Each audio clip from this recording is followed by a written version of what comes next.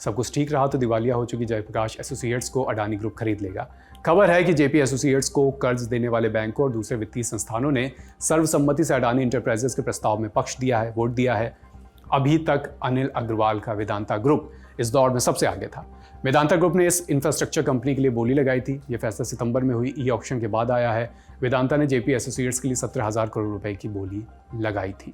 Economic times की एक report के मुताबिक जेपी एसोसिएट्स को कर्ज देने वाली संस्थाओं ने अडानी एंटरप्राइजेस को इसलिए चुना क्योंकि अडानी ने ज्यादा अग्रिम भुगतान यानी अपफ्रंट पेमेंट की पेशकश की थी। रिपोर्ट के मुताबिक नेट प्रेजेंट वैल्यू यानी एनपीवी के हिसाब से अडानी के प्रस्ताव वेदांता से लगभग 500 करोड़ रुपए कम था।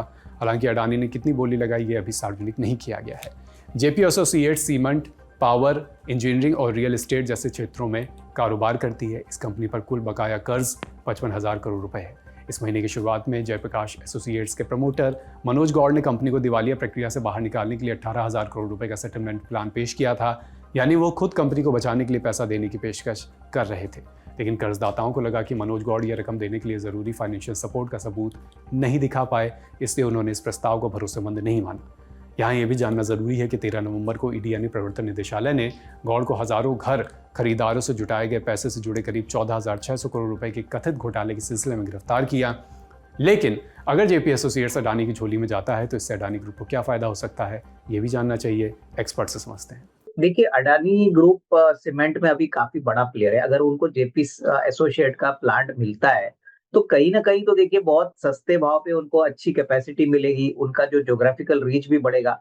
हालांकि देखिए जेपी एसोसिएट्स के शेयर होल्डर को तो कुछ नहीं मिलेगा, लेकिन जो एनसीएलटी का सेटलमेंट होगा और ये यूनिट जो अडानी को मिलेगी, इसमें कोई डाउट नहीं कि आने वाले समय में ये इनकी कैपेसिटी को अच्छी तरह से यूटिलाइज करेंगे। और मुझे लगता है कि देखिए डील काफी अट्रैक्टिव प्राइस पे की होगी और इसलिए अडानी को डेफिनेटली इसमें लॉन्ग टर्म तो फायदा होना चाहिए। हालांकि share holder of JP associates को तो कोई बड़ा फायदा नहीं है क्योंकि कंपनी ने तो अभी पूरी तरह से वो बैंकरप्ट हो चुकी है।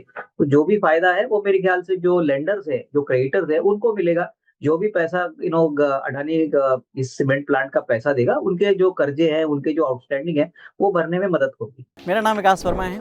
आप अक्सर मुझे लल्लन टॉप की स्क्रीन पर आपने देखा ही होगा।